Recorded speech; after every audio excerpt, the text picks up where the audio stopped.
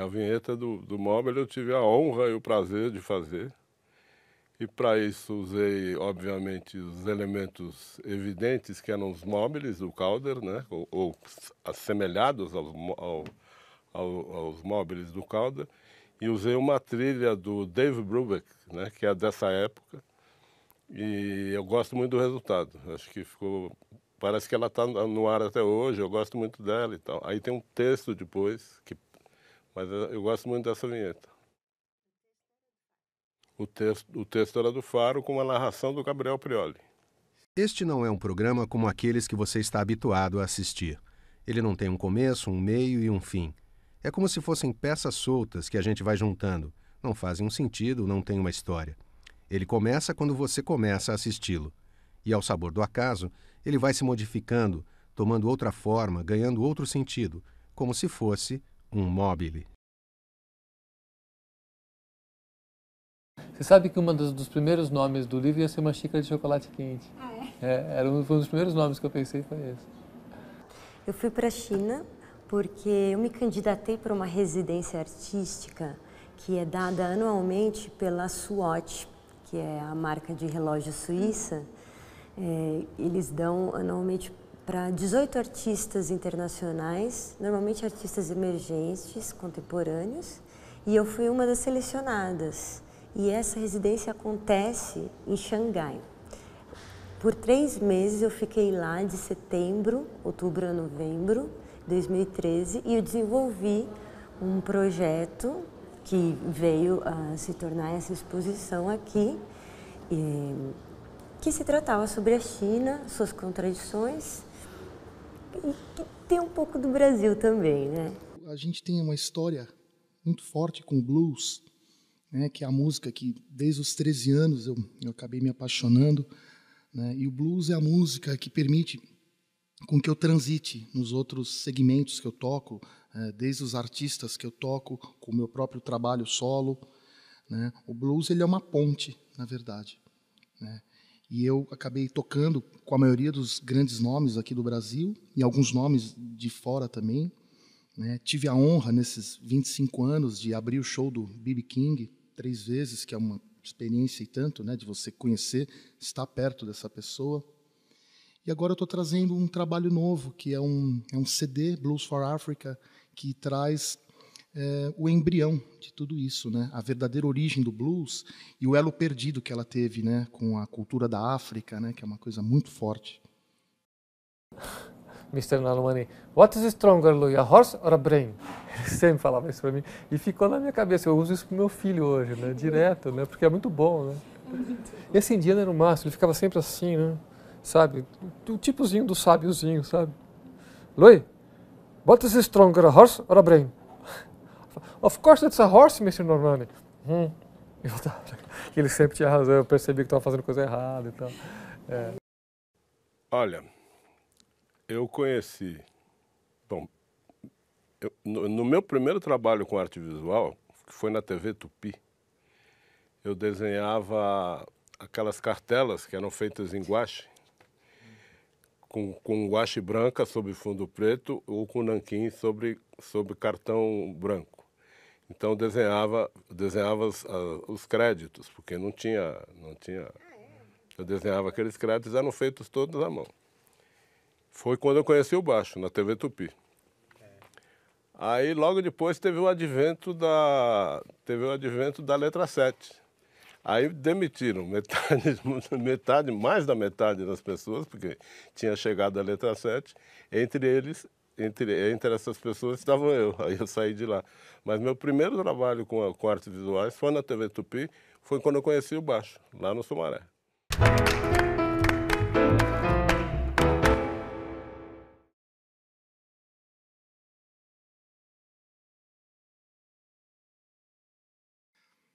A minha história com a Índia ela veio em 94 também, né? Eu tinha 18, 19 anos. Eu tive uma experiência muito forte com Satya Sai Baba, que é um guru indiano, que eu sou devoto dele até hoje. E eu estava naquela busca interna e o Sai Baba foi o mestre que me abraçou, que me acolheu. E eu precisava ir até lá, sentir a energia desse homem, desse grande mestre, que desencarnou há 2 anos atrás. E aquilo foi a minha faculdade, né? Foi a minha grande escola de vida, de valores, né? Não só com o mestre, como também com todo o povo indiano. Ah, com certeza. Tem um CD de mantras chamado Vera Mantra, que é com o Edu Gomes e o Edson Aquino, que é um compositor mineiro também, que é meu parceiro nesse CD. Na verdade, eu faço Yorubá, né? Eu não falo Yorubá, mas assim, eu tenho conhecimento dos fonemas, né? Para você ter a pronúncia correta. E quando você canta numa língua dessas, você está entrando em contato direto com essa hierarquia. Você pode até cantar o mesmo significado, às vezes em português ou inglês. Mas eu sinto que quando você canta numa língua como Zulu, Yorubá, a gente tem também no CD Ibó, né? Tem vários, são 6 línguas diferentes de todas as regiões da África, né? E Olodumare é uma composição. Foram 3 composições que eu fiz na minha vida que eu compus sonhando.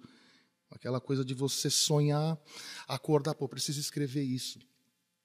O repertório do CD já estava fechado e eu precisava fazer uma menção aos orixás, essa energia que ela foi se tornando, eu fui sentindo a presença dessa energia na concepção do disco. E não existia nada, na verdade. Aí eu fui juntando, as rimas foram aparecendo com os nomes. Foi assim, entre o sonho e escrever a música foi um processo de 15 minutos. Fora o que pode ter vindo ali de trás, que a gente não sabe.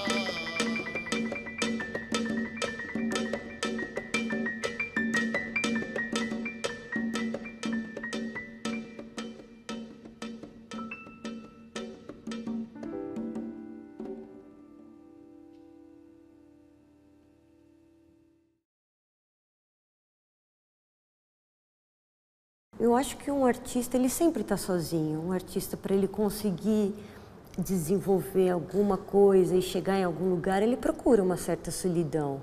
Então, ir para fora é ir para dentro também.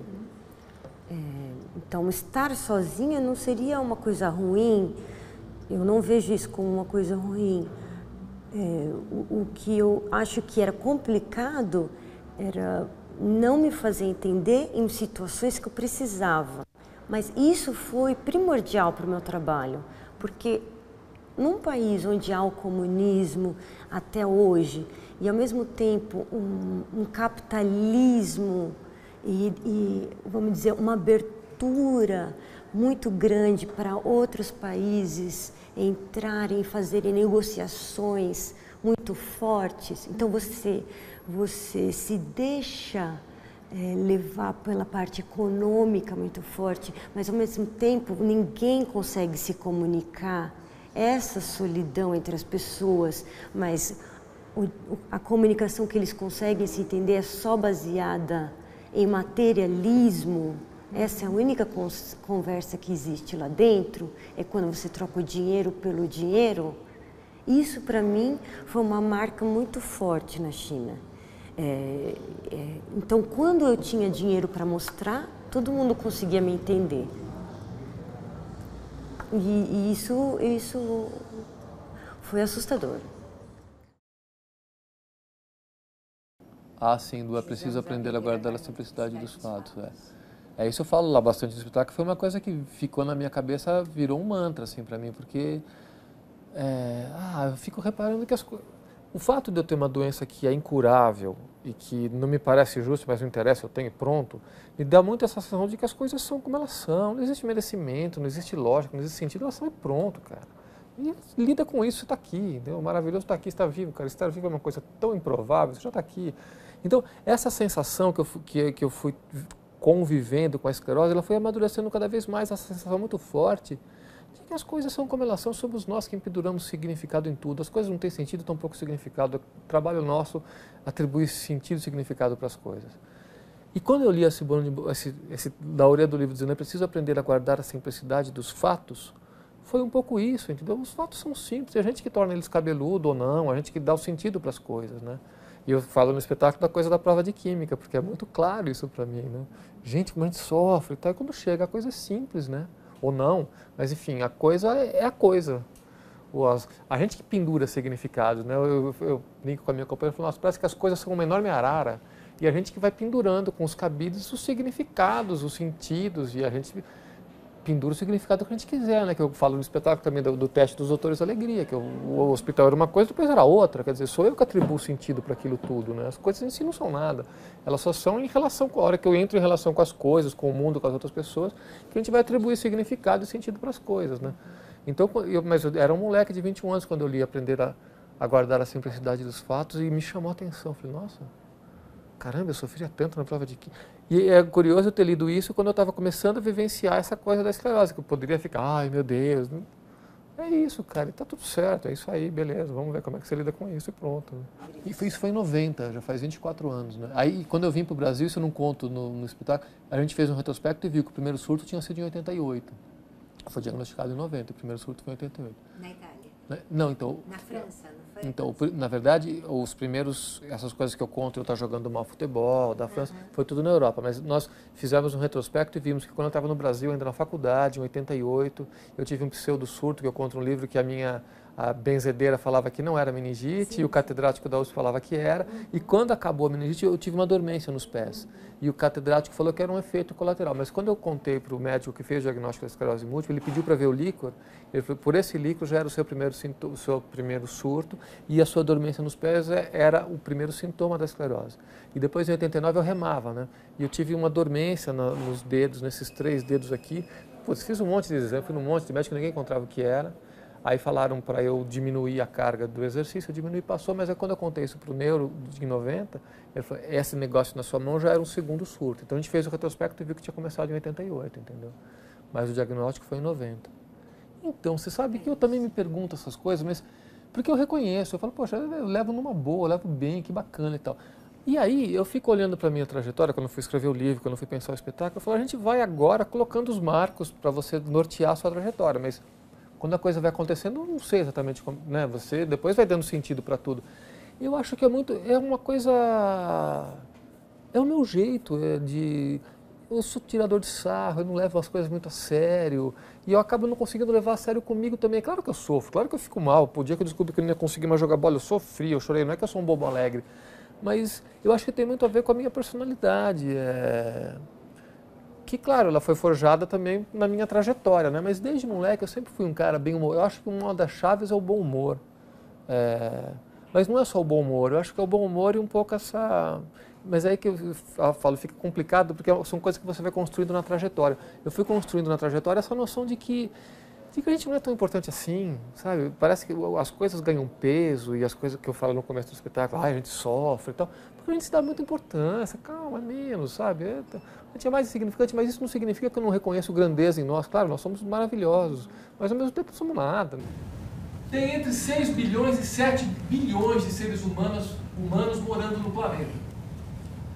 Eu sou eu, para mim. Para os outros 6 bilhões ou 7 bilhões de pessoas, eu sou o outro. Está provado, estatisticamente eu sou o outro. Não sou nada para ninguém, eu sou coadjuvante numa parcela minúscula, figurante numa minúscula, e não sou ninguém para a grande maioria, né? E assim todo mundo, não sou eu, né? E um pouco essa sensação de desimportância de si mesmo me ajuda um pouco a não sofrer, a ver as coisas com bom humor. E é tudo um pouco misturado, tem um pouco disso tudo, do bom humor, dessa coisa de sacar a desimportância de si, e uma coisa de uma enorme reverência por estar vivo, assim. De certa forma, foi em 1966, foi meu primeiro trabalho profissional com arte visual. Eu tinha, então, 18 anos e submeti o meu trabalho ao júri da Bienal da Bahia, em Salvador, em 66, a primeira Bienal, e fui aceito com 5 obras e tal. Depois, em 68, novamente, né, teve a segunda Bienal, eu fui de novo aceito com várias obras, quase que uma sala.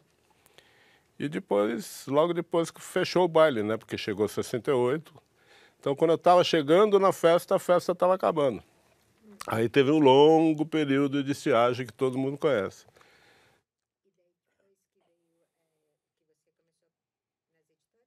Aí eu comecei a trabalhar com desenho editorial. Aí eu fui trabalhar na Editora Abril, trabalhei na Cláudia, trabalhei na Realidade, fiz a Realidade Cidades com o Raimundo Pereira, que foi muito interessante. E aí já montei meu próprio estúdio, mas estúdio de arte gráfica, né? Aí comecei a trabalhar com essas coisas, revistas e projetos, logomarcas e coisas desse tipo. Olha, no meu tempo, todos nós éramos diagramadores, ou seja, todo mundo era diagramador. E aí aconteceu com o que hoje se chama de design gráfico, houve uma certa glamourização desse ofício, né? Com a chegada dos Macintoshes, enfim. Então, a mesma coisa sucedeu com a cozinha, né? Porque na cozinha você tinha, antigamente, a imensa maioria dos chefes de restaurantes eram homens cearenses, né? E davam conta das melhores cozinhas dos restaurantes de São Paulo. E agora não, depois que se fizeram os cursos, essas coisas todas, então tem os cursos de gastronomia, então tem os meninos bem-nascidos que gostam de cozinhar e tal. Então, na minha época, todo mundo era diagramador, né? Você ia no fotolito, o cara trabalhava de havaiana, com água até a canela, porque tinha que lidar com os químicos, com os produtos químicos e tal. Então, na medida que a indústria foi se sofisticando, a profissão obrigatoriamente também foi. Mas, no princípio, éramos todos diagramadores.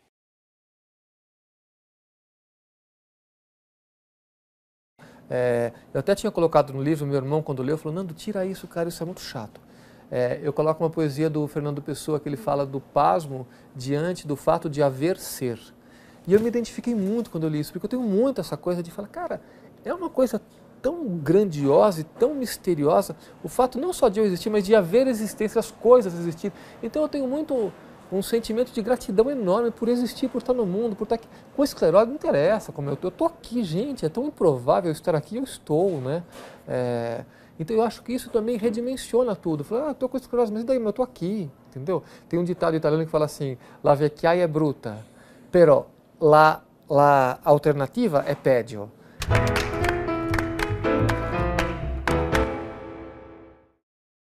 Este não é um programa como aqueles que você está habituado a assistir. Ele não tem um começo, um meio e um fim. É como se fossem peças soltas que a gente vai juntando. Não fazem um sentido, não tem uma história. Ele começa quando você começa a assisti-lo. E ao sabor do acaso, ele vai se modificando, tomando outra forma, ganhando outro sentido, como se fosse um mobile.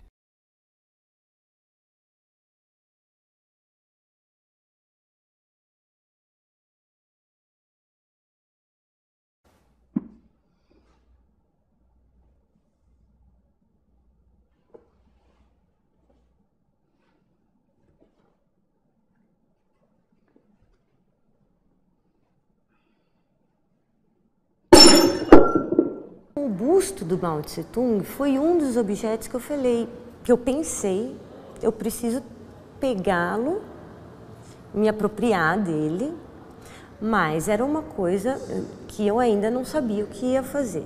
Então eu comprei, negociei, né, barganhei, e depois de um tempo que eu fui pensando o que vai acontecer com esse busto, eu decidi que eu ia fazer uma performance com ele. Porque eu passei a estudar a história da China em todo o período que eu estive lá e questionei muitos chineses o que significava o Mao para eles. E a resposta que vinha para mim era sempre a mesma. Ele é maravilhoso. E o que mais me assustou foi o fato de os jovens falarem isso. Quando eu perguntava por quê, eles não conseguiam responder. Porque realmente existe um gap, existe um buraco na história da China em que o Mao Zedong, ou Mao Tse Tung, fez muito sentido para algumas gerações, quando ele supriu a fome de muita gente. Depois ele fez muita gente sofrer, porque muita gente morreu nas mãos do Mao. Mas isso é calado, é escondido, é velado na história da China. Até em muitos casos, uma parte da história da China não pôde ser estudado na escola. Muitos méritos dos nacionalistas antes do comunismo foram dados para o Mao, para enaltecer o Mao Zedong. E para os mais jovens, as gerações de hoje, vamos dizer, a geração de 20 anos de idade, 30 anos de idade, até os mais novos ainda, como eles têm pais e avós que sempre tiveram a imagem, a fotografia ou a estátua do Mao em casa, eles nasceram com uma inércia já de que o Mao é um símbolo, um ícone bom. É o nosso mentor. É como um time de futebol que na sua casa, se todo mundo torce para o Corinthians, você nasceu corintiano. E você nunca se pergunta por que tem que ser daquele jeito. Então eu quis com essa performance, eu falei, essa é um questionamento que ninguém quer fazer. Existe um eco, um buraco ali dentro que ninguém quer tomar responsabilidade daquilo. É uma coisa que também não é permitido muito ser questionado, também é compreensível, e quem questiona é obrigado a deixar o local. Então, eu na minha pequena capacidade ali, eu falei, bom, vamos pegar esse símbolo, pensei em quebrá-lo e construí-lo, reconstituí-lo e grudar de uma forma que ele continue presente, mas que a gente parou e deu atenção para aquilo e a gente consegue reconstituí-lo do jeito que a gente consegue conviver com ele, mas prestando atenção na existência dele como uma utopia. Eu vejo o mal como uma utopia. Você precisa olhar sempre para aquilo como se fosse uma coisa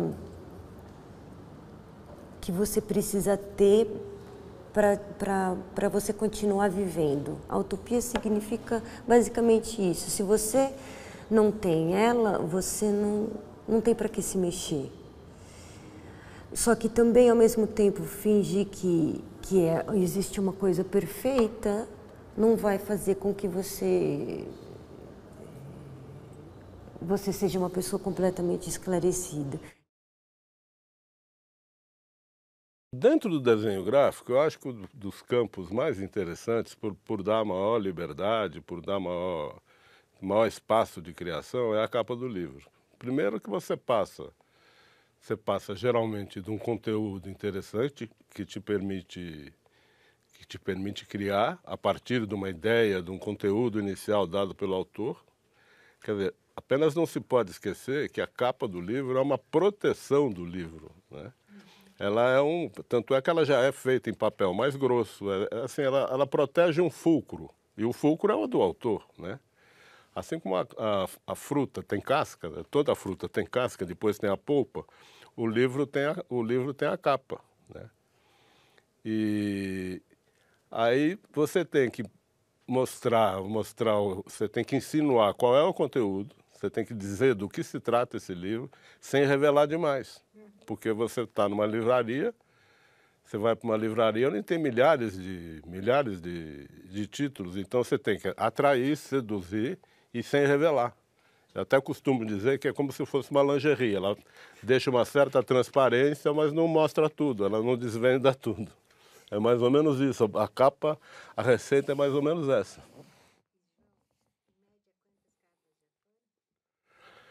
Olha, eu calculo que até hoje eu devo ter mais de 1.500 capas feitas, de 1980 para cá.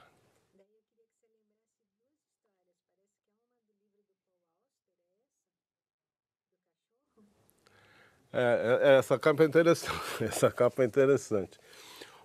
Eu sou o capista, era o capista do Paul Auster enquanto ele estava numa determinada editora.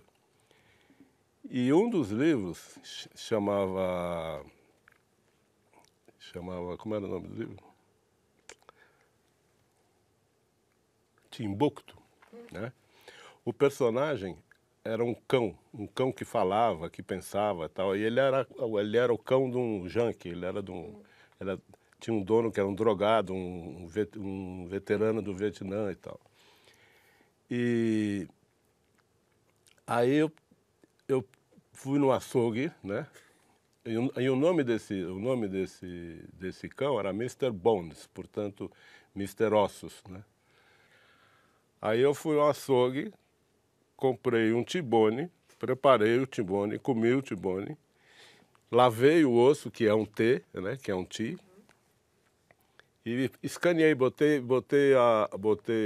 o osso diretamente no scanner e deu aquele T de Timbuktu. Ela é muito bonita essa capa, eu gosto muito.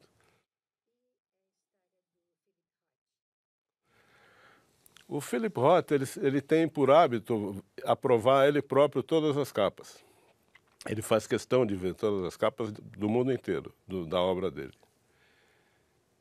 E então eu fui encarregado pela editora dele aqui no Brasil a fazer a capa dele. Fiz uma primeira versão, que era uma mão espalmada, porque o livro chamava-se A Marca Humana. Era uma mão espalmada e o editor regional, o editor brasileiro não aprovou. Pediu que eu fizesse outras alternativas e tal. Aí quem passou a não aprovar foi o Philip Roth, que fazia questão de ver todas. E aí o editor tinha que viajar, tinha que resolver essa questão, então ele falou assim, ó, manda aquela primeira que você fez. Aí eu mandei a primeira, essa da mão espalmada, para o Philip Roth. Ele imediatamente respondeu, muito entusiasmado, dizendo que tinha recomendado ao agente dele que todas as capas daquela edição do livro no mundo inteiro usassem a mesma capa, ou seja, seria a minha primeira capa globalizada, né? Mas nesse tempo, entre eu fazer a primeira capa e chegar a essa conclusão, eu esqueci, eu tinha vendido essa capa para outra editora, para uma editora que tratava de um outro assunto, sobre mão de obra, que não tinha nada a ver. Então, por conta disso, eu perdi a oportunidade de fazer a primeira capa globalizada. Siamba é uma das músicas mais tradicionais da África do Sul, né? Ela é muito usada hoje, é uma música centenária, que ela é muito usada nos corais de música gospel da África do Sul, né? Ela é em Zulu, e é uma das músicas favoritas do Madiba, do Nelson Mandela, por isso a gente acrescenta ela. E ela, na verdade, né, na nossa versão, ela traz assim uma... Eu não gosto de dizer mistura, né? É um reencontro com os ritmos de New Orleans, que é muito forte.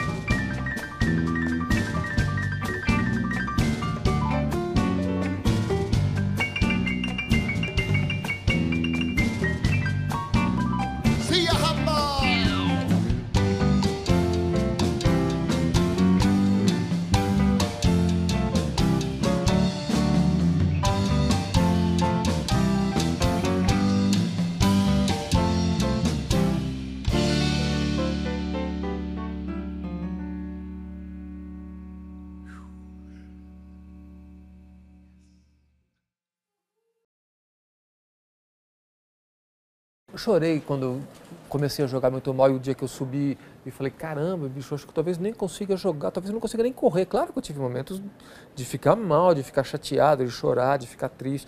Até hoje, tem momentos, às vezes que eu estou num lugar, numa festa, eu quero fazer alguma coisa e me vem uma tristeza, assim, vem uma tristeza.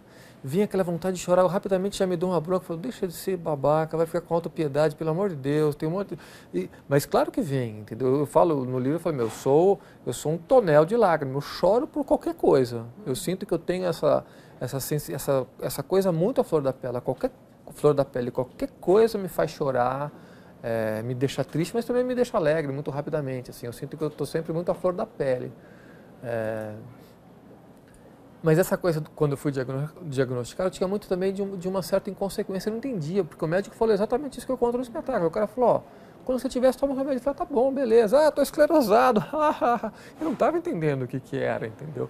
Mas mesmo depois, quando eu fui entendendo, eu fui prestar EAD, eu fui entrar na escola de arte dramática, né? Eu não fui fazer outra coisa. A Hélida, minha companheira, ela faz um projeto de leitura pública, e ela sempre lê muito o Guimarães Rosa. Então eu nunca li o Grande Sertão, mas eu sei um monte de pedaços do Grande Sertão por causa da Hélida. E tem um pedaço do Grande Sertão que ele fala que o que desgasta o diabo de dentro da gente é o amor e o razoável sofrer. E aí eu falei, cara, eu me identifico com isso, porque eu reconheço que a esclerose múltipla me trouxe um monte de aprendizado e uma maturidade completamente diferente da que eu teria se eu não tivesse, entendeu?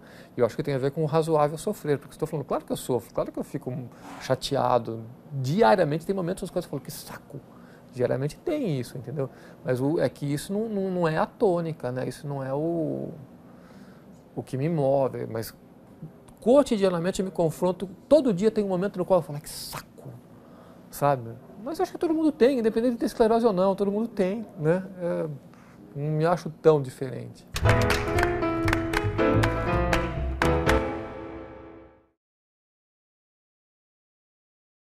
Tem uma série de marcas, eu gosto muito de fazer logomarca, fiz a logomarca da cidade de São Paulo no período da primeira gestão do PT, da Luísa Londrina. Eu sou autor da marca da Companhia das Letras, da editora Agir, da editora Boitempo. Enfim, tem várias marcas, muitas marcas. Eu gosto muito de fazer marca. Teve uma grande mostra o título foi no Petit Palais, em Paris, que era mostra de arte de rua, do cartaz e da arte de rua. Então eu participei com um cartaz sobre o Freud, que era um cartaz muito bonito, também não sei se está nesse livro, mas eu participei dessa. Depois eu fiz exposições individuais, em Bogotá, em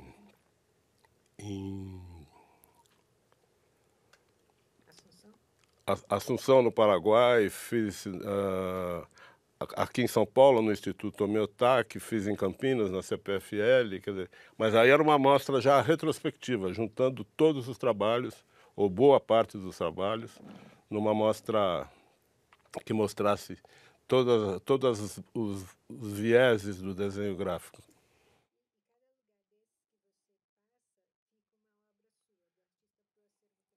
Geralmente é um hábito, né, que você deixa uma obra para o acervo permanente de cada instituição. Então eu tenho nessas coleções, tem sempre fica um trabalho. E tem um colecionador, chama-se Berman, né, um colecionador americano que coleciona cartazes do mundo inteiro. Ele tem uma belíssima coleção de cartazes. E ele me escreveu, pediu um cartaz e tal, eu mandei com muito prazer um cartaz para ele e tal, ele agradeceu e está lá no acervo, ele fotografou, mostrou e tal. É isso. E tem um outro trabalho que eu acho importante também, que quando eu falei no negócio dos logotipos, né, que foi o trabalho que eu fiz para a cidade, para a Secretaria da Cultura do município, que aí cuidava da instituição como um todo, aí tinham cartazes, desenhei palco no Anhangabaú, aquelas festas, e desenhei os ônibus do transporte urbano da cidade de São Paulo, né? Esses ônibus que ainda tem resquícios dele aí pela rua, aquele vermelho com aquela tarja, aquele branco com a tarja vermelha, com aquele M e tal. Foi uma experiência muito interessante. Desenhar para a própria cidade, é uma experiência muito rica desenhar para a própria cidade, a cidade onde você nasceu. Então chegou uma época que eu estava desenhando para a Secretaria de Transporte, desenhando para os táxis de São Paulo, desenhando para os ônibus, para a Secretaria da Cultura.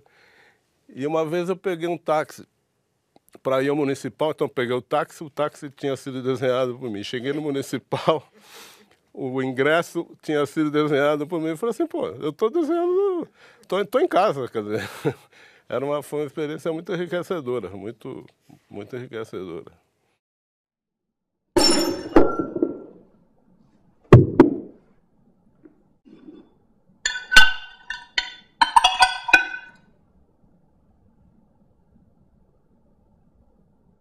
Eu sofri um acidente quando eu estava fazendo essa reconstituição. E quando eu quebrei a porcelana, eu cortei o dedo. E quando eu cortei o dedo com a porcelana que voou do Mao Tse Tung, eu cortei profundamente aqui. E eu podia continuar ou eu podia parar. E eu decidi continuar colando com uma massa epóxi. Só que isso tornou o vídeo uma coisa muito mais violenta do que ele era. E talvez politicamente ficou uma coisa mais parecida com o que o Mao representou do que se ele não tivesse tido esse sangue. E às vezes na arte acontecem coisas e a obra ela é o resíduo do processo. A obra de arte, na verdade, acontece quando as coisas estão acontecendo ali. O processo, o gesto é a obra de arte. E o que fica é o resíduo daquilo. Então, tem certas coisas que você não consegue controlar, você não consegue...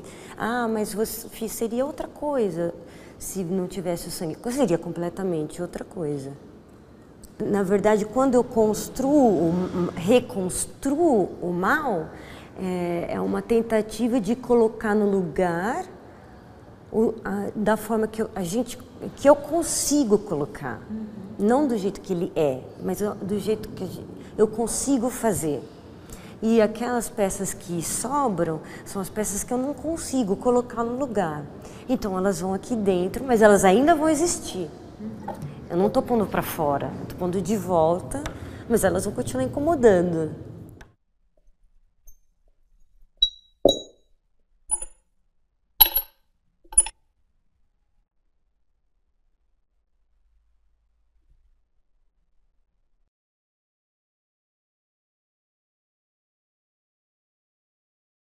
Jabutis eu ganhei alguns, acho que foram 4, né? Um grande jabuti e 3 finalistas, alguma coisa assim, porque são sempre 3 prêmios, 3 jabutis. Tem o jabuti principal e 2 outros. Eu ganhei 4 vezes esses prêmios. E ganhei prêmios em outros lugares, mas eu não me lembro, deve ter aí no currículo. Nas 2 Bienais Brasileiras de Design de Curitiba. Quer dizer, os prêmios de design do Brasil eu ganhei todos eles, sem exceção. Do Clube de Criação. Foi exatamente para mostrar o resultado do desenho para a cidade. Então, naquela passagem da Consolação com a Paulista, eu juntei todo o trabalho, tinha tapume de obra, tinha tudo que tinha sido. Não era uma exposição que se pretendia uma exposição de arte. Era uma exposição que tentava mostrar que existia um projeto de identidade para a cidade. Não que fosse uma coisa de belas artes, uma coisa... Então tinha desde tapume de obra, cavalete, placa de obra, até os cartazes da cultura, modelos de desenho de táxi, modelos de desenho de ônibus e tudo, para mostrar que existia de fato um projeto gráfico que pretendia abranger a cidade de São Paulo. Eu e meu irmão dormíamos no mesmo quarto. Eu tenho um irmão 4 anos mais velho do que eu, a quem eu dediquei esse meu livro de design, por ele ter me mostrado os livros. E aí tinha uma estante, ele trazia os livros. Ele trazia os livros de fora, né? E naquela época eram os livros da civilização, do Enio Silveira e tal. E tinha um grande capista chamado Eugênio Hirsch, que a gente teve ainda a oportunidade, eu, Moema e Ettore Bottini, tivemos a oportunidade de homenageá-lo numa exposição no MIS, no Museu da Imagem do Som, pouco antes dele morrer. E foi muito interessante, quer dizer, porque eu me lembro que eu ficava olhando aquelas capas de livro e falava assim, pô, mas isso dá pé, isso dá para fazer umas coisas legais.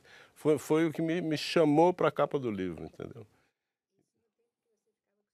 No tempo que eu era garoto, devia ter uns 14 anos.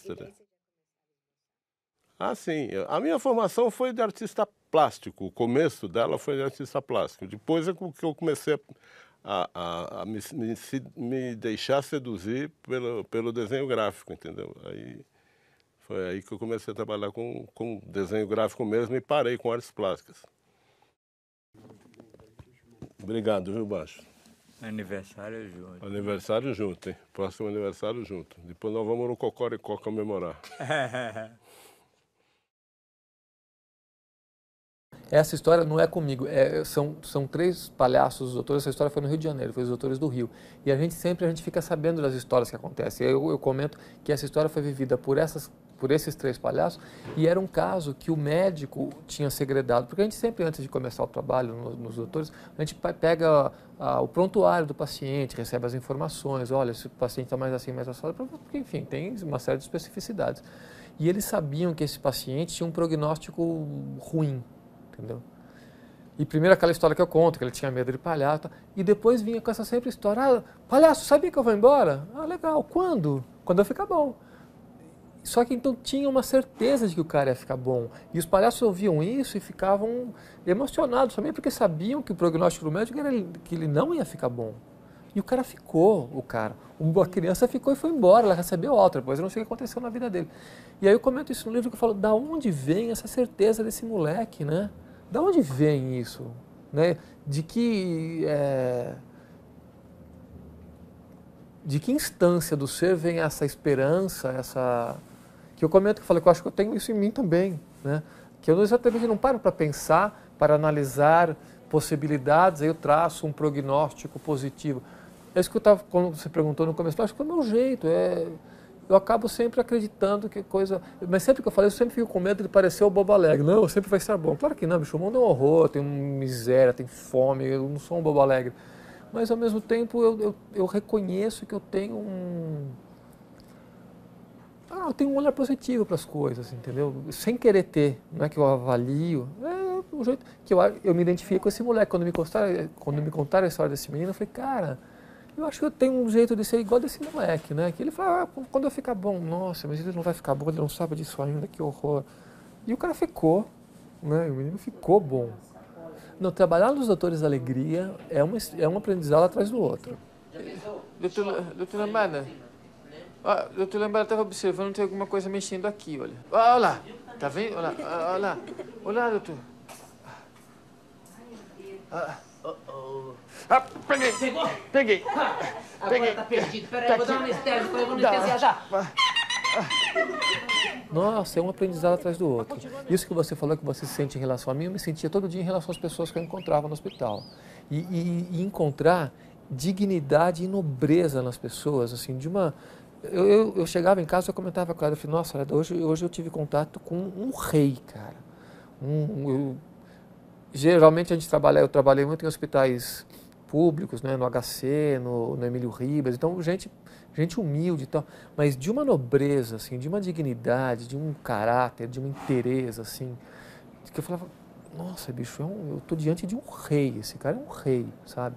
Que com criança, com filho, com AIDS, e com uma disposição, com uma inteireza, com uma coisa. Então, o trabalho nos doutores é aprendizado diário o tempo todo, assim, de você ver pessoas enfrentando situações com uma tremenda galhardia, situações muito limites, que a minha é filho, sabe? Você vendo o seu filho mal ali, cara, fala, nossa, cara, isso é um pesadelo impensável para mim. E as pessoas, você vê de tudo, claro que você via gente desesperada, você via de tudo, mas sempre tinha um momento no qual um palhaço olhava para o outro, caramba, sabe, não de uma coisa que fosse pesado e que tornasse o dia, mas de falar assim, você viu aquela mulher, cara, que coisa, que cara incrível, né? Aí já saía para comer, até na hora do almoço, mas sempre tinha um momento de algum comentário de uma criança, de um pai, de um médico, de uma enfermeira, que eu falo muito no livro também da coisa do transplante, que eu tive essa sensação muito grande, assim, eu fui tão bem tratado, eu era amparado de um jeito tão amoroso, tão sincero das enfermeiras. Eu falava, gente, isso aqui são anjos. Porque quando você toma uma dose de químio tão forte que eu tomei, eu ficava completamente entregue, completamente dependente. Eu lembro que eu ficava deitado com o olho fechado. Eu falava, pessoal, tá tudo bem, não quero impressionar vocês, mas cansa ficar com o olho aberto. Me cansava ficar com o olho aberto. E aí vinham aquelas enfermeiras todo dia e tratando você com carinho e pulsionado aqui. Tudo que eu tinha de dor, de sofrimento, eram elas que vinham me amparar, elas e eles, os enfermeiros e tal, vinham me amparar, e eu percebia que não era uma coisa meramente profissional. Tinha um envolvimento humano, porque tinha um lance, depois que você reinfunde a célula-tronco, você fica esperando o novo sistema imunológico dar o pega, né? E verdadeiramente elas entravam todo dia às 6h30 da manhã com o resultado do hemograma e eu percebia que era verdade. Ai, Luiz, não foi ainda, viu? Ó, mas nós estamos no 4º dia, hein? Ainda, sabe, eu percebi. E o dia que deu, a primeira vez que deu o primeiro, que eles ainda não consideraram pega, mas que já deu, a menina entrou eufórica.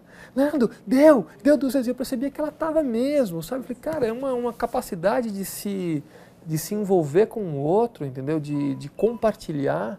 De verdadeiramente, eu percebia que era uma alegria sincera, ela estava muito feliz que tinha aumentado, como se ela fosse minha irmã, minha namorada, minha mãe, entendeu? E aquilo foi um aprendizado enorme de falar assim, cara, a humanidade não está perdida, né, bicho? As pessoas são capazes desse tipo de sentimento, é mais do que solidariedade, eu não sei exatamente, quando eu vou escrever eu fico procurando as palavras, né?